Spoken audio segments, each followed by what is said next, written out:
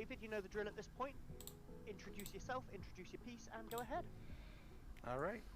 Well, thanks everybody for joining us today. These events are really important for burgeoning new writers and existing writers alike. I am David Payne. I am Telenartho on Twitch. I also have a blog that I maintain on a daily basis. Um, find me on Twitch at twitch.tv/Telenartho. The excerpt that I'm reading this evening is from a story called Fish. I read the first chapter of this story about a month ago. It is a fantasy story, but the humans in the story had no knowledge of any fantastic elements up until actually what happens in this particular chapter.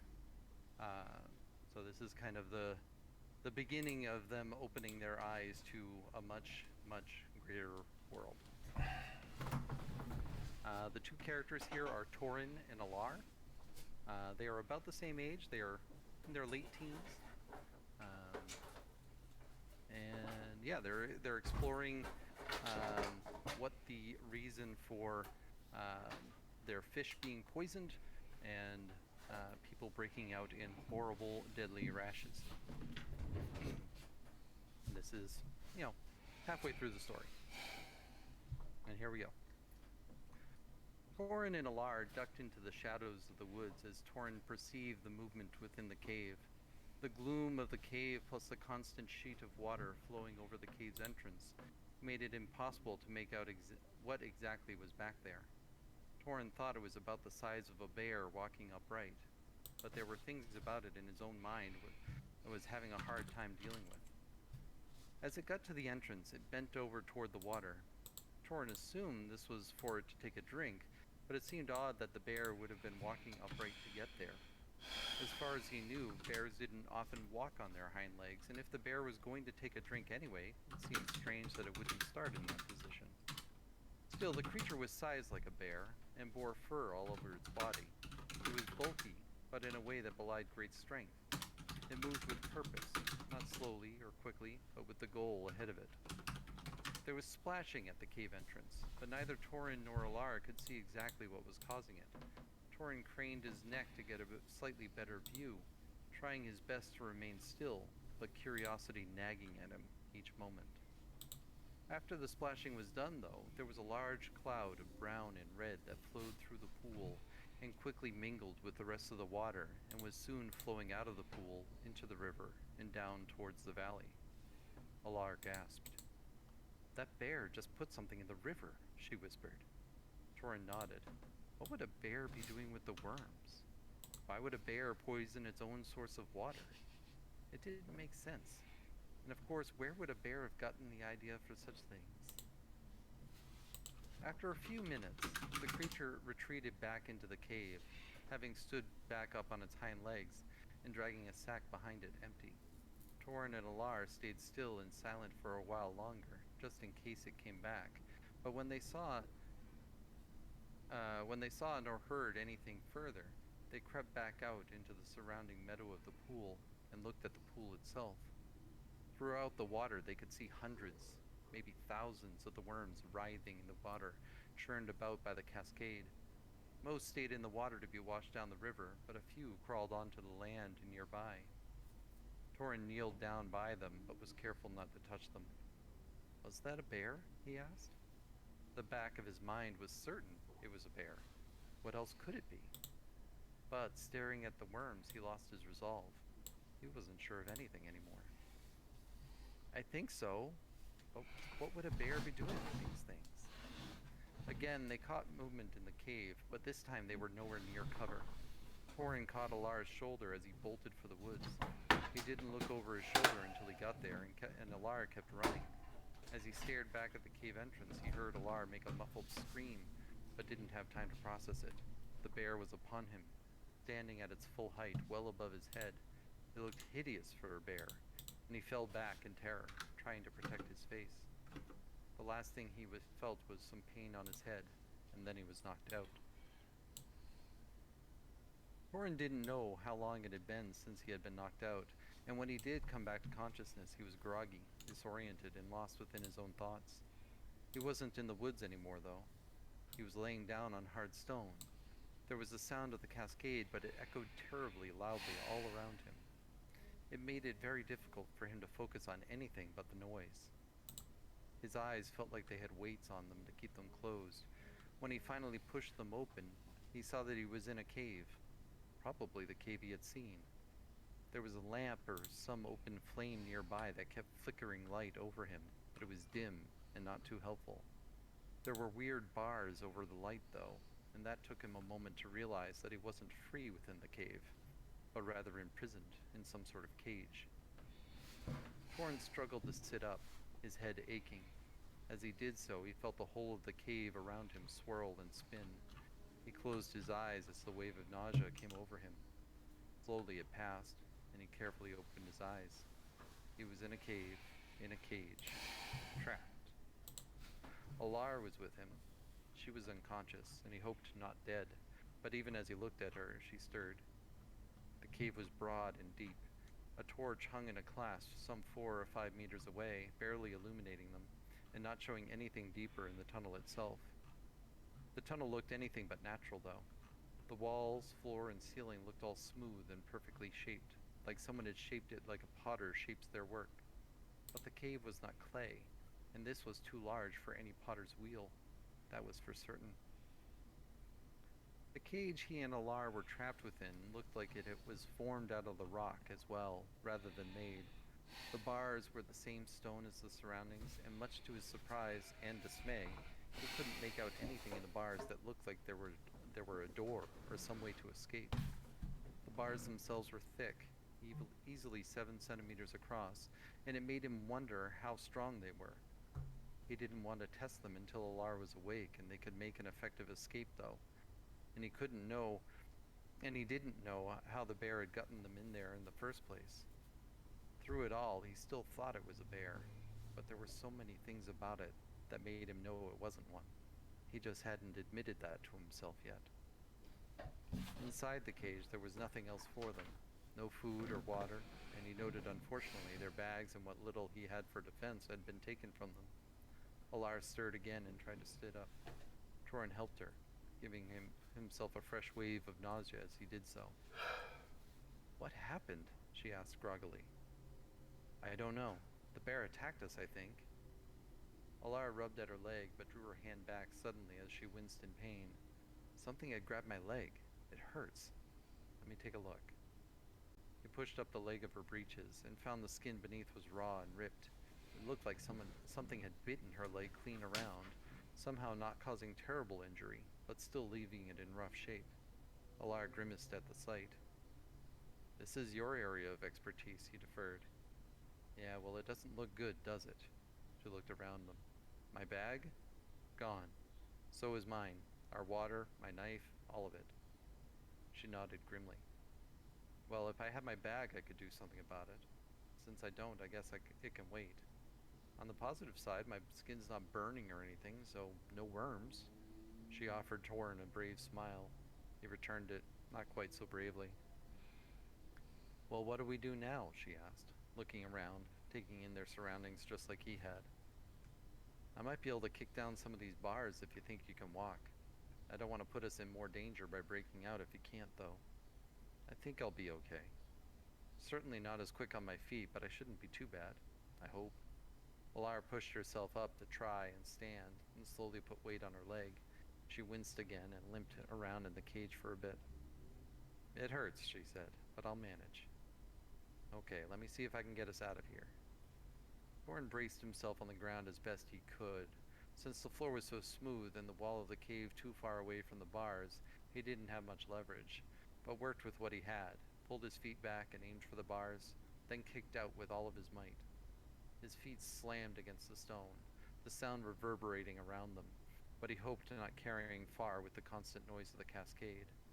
Unfortunately, for all of his strength, he didn't succeed in kicking out the bars, so he pulled back and kicked again.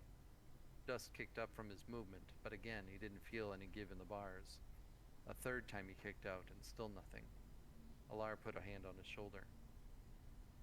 Maybe we'll need a different solution. Take a break. Alar took a moment to look over the bars, but didn't see any signs of breaking in them. Torin looked at them, disappointed. He really wanted to give them the opportunity to escape. What could have done this? She asked, still looking at the bars with a little bit of wonder and awe. I don't know. Certainly not the bear. Unless it isn't a bear, she added. She had the same thought that he did, lingering at the back of her mind. Right, unless it isn't a bear. Could a man have done this? No, certainly not. But what could? This isn't natural, but it's made to look like it is part of the cave itself. There's no seams, just solid rock. Right, and no door. So how did we get in here? And how are we going to get out if that's was its purpose? Was it just leaving us here to die? No food or water, none of our things? Torin's head still swam around in his mind, but he did what he could to ignore it. He didn't want to admit he was hurt himself, and he was a little thankful they weren't able to run, because even thinking about it brought back the nausea. The two of them settled back against the wall, sitting up but not able to find comfort in it. They weren't sure what was next for them, but it seemed like what was next was out of their hands. They could only hope that it wasn't something bad. Whatever it was, though, they were going to have to deal with it when it came, together. They weren't certain of how much time passed while they sat in silence together. Certainly it wasn't long, but the time seemed to drag on for them, since they had nothing to occupy themselves with, and without any ideas on what they could do to effectively escape. After a while, though, Torin stood at the bars of the cage, facing the torch, and called out, "Hello? Is anyone out there?" Alar was surprised, but she shrugged. "If we can't break out, we might as well see who we are being held by. Maybe they'll be reasonable. Maybe it will just be a bear and we're doomed. I don't know. It's better than just sitting here, right?" Alar nodded. "Yeah, I was thinking of doing the same. Just glad you did it instead of me." She smiled, though he could see both pain and worry in her eyes. And for all of his own bravery at calling out, he was scared witless himself. After a while, he called out again. "Hello?" He yelled louder this time, trying to account for the noise of the waterfall, and also not knowing how deep the cave went. His voice echoed around many times, receding down the cave, past the torch, and into the darkness beyond. Torin and Alar couldn't be sure what heard them, if there was even anything out there to hear them. With nothing else available to them, though, they could do nothing but wait for something. Torin would call out every couple minutes, or what he guessed were minutes, since there was nothing to note the passage of time other than the flickering of the torch deeper in the cave. Torin eventually sat down with Alar again, against the wall, defeated and unsure of what they could possibly do more. He considered kicking at the stone bars again. There was no way they were as solid as they seemed. How could the bear have gotten them in there in the first place? His mind swirled around all of the questions, unable to come up with any answers. He kept coming back to the idea that the bear wasn't really a bear at all. His mind nagged at it, worried at it. Had it been him worrying at the spot on his hand, he would have developed a callus under the constant attention. He just couldn't let it be. "Do you think whatever put us in here is just holding us captive with no plans to keep us alive?" Alar said some time later. Torin looked at her and could see despair in her face, and heard it in her voice too. "No, if it meant to us that kind of harm, it would have just killed us, I think. I think it has other plans for us. But we've seen no sign of it, even with all the noise you made. How long do you think we have to wait before—" She trailed off. Torin could see the tears in her eyes. He realized his whole body wanted to hold her, but he just settled for holding her hand. "It might not be all right, but for now we aren't in immediate danger. We'll get out of here, somehow." Torin looked at the bars and fought at them to get out of the way. That also had no effect. He resolved to keep kicking at them until they gave out. Eventually one of them would break. He hoped it wouldn't be him. Torin set himself up on the ground again and kicked. "We're never getting out of here," Alar said, full on crying now. Torin kicked harder. Determination flooded him. He couldn't let this situation stay. They needed a better solution, so he kicked harder. He kicked hard enough that his heel hurt. He kicked so much he felt like his legs would break before the stone would. Still, he kept at it. He found a rhythm for himself. Kick, breathe twice, wind up, kick again, repeat. It wasn't especially effective, but it at least gave him something to count in his head. Anything to keep his mind off the situation. Anything to keep his mind away from thinking about the bear that probably wasn't a bear, and anything to keep him from giving into the despair that was holding on to Alar. He didn't know how long he was at the stone, kicking, and didn't notice when the situation changed, but he did hear it when Alar spoke up.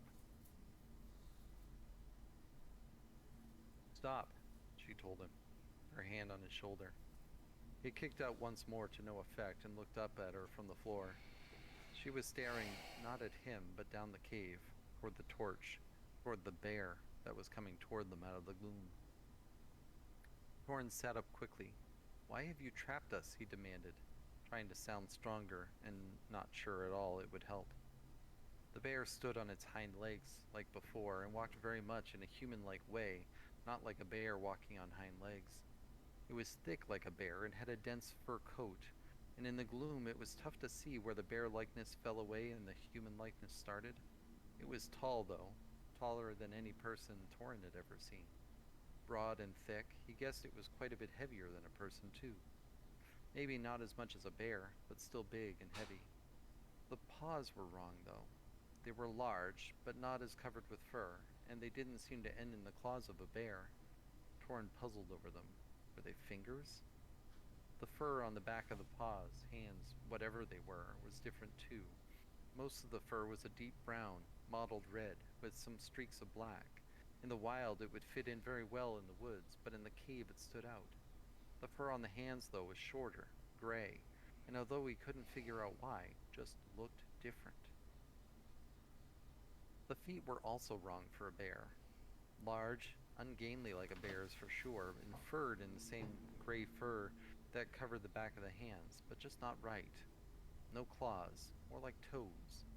What was he looking at then? Not a bear. The head was the final clue, though. Instead of a bear's snout, the creature had a more human look. In fact, the head looked too small for the rest of the body, and while it still had fur over the face, he saw distinct hair as well. It was a mane that ran down the creature's head toward the back. Small nose, small mouth, and eyes that betrayed a deep intelligence.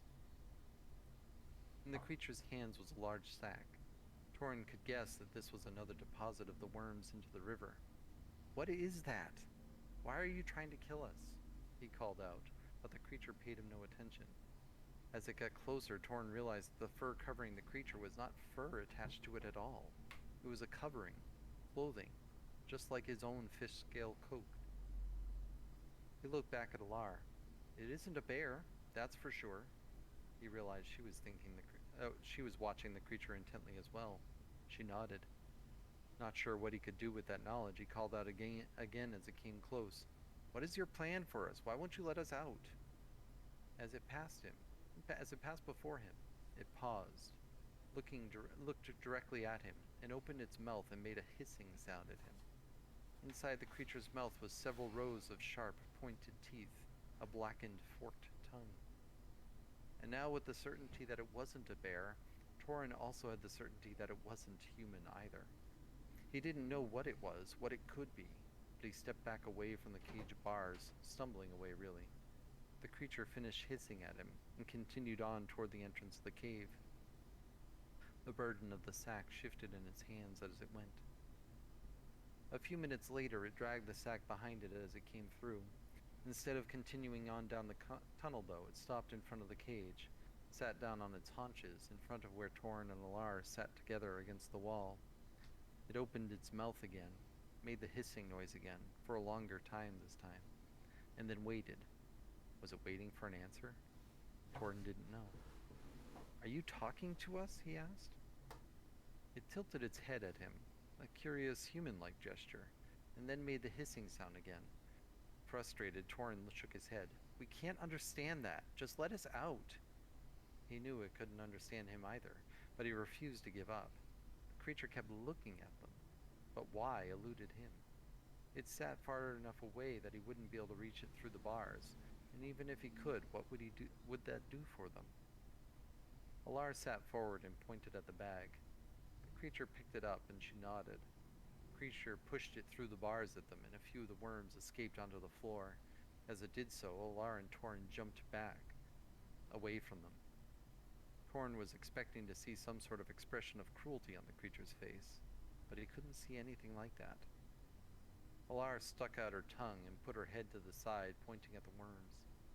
Torn understood that this was Alar, that Torrin understood that Torrin understood that Alar was trying to communicate that the worms were killing people, but he didn't see any recognition on the creature. It just sat there and hissed again. "This isn't working," he said. "We have to keep trying. If we can't escape, then our freedom depends on being able to make communication happen." Alar's words carried the weight they needed, but Torrin couldn't see how they would communicate. He wasn't even sure there was an intelligence in the creature that could understand them. Was it an animal after all? He pointed at the worm, then itched all along his arm, pretending to be in pain, but he saw no understanding still. Alar continued as well, pretending to die, again pointing at the worms. Whatever their performance was, they still were not making headway. Eventually, the creature seemed to lose interest, stood up, and left the sack with a couple of worms poking out from it on the floor outside of the cage. "Wait," Torn called. "Don't leave. You need to get out of here, please."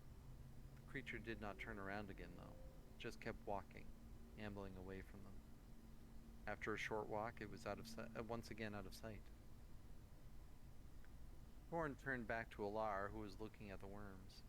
Torn wanted to crush them under his boot, but he wasn't sure if it would be a good idea at all. They had nothing to move them with, but luckily the couple that were in the cage were just wriggling about in place, thrashing in a way that a worm does, but not making any headway from that spot on the ground.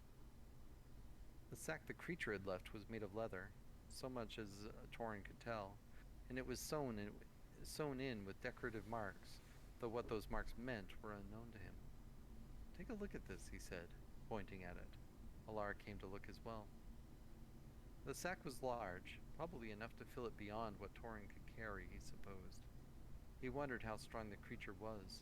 He wondered as well how many of the worms could fit in there, and how many were already in the river and lake, and ultimately how many would die because of them.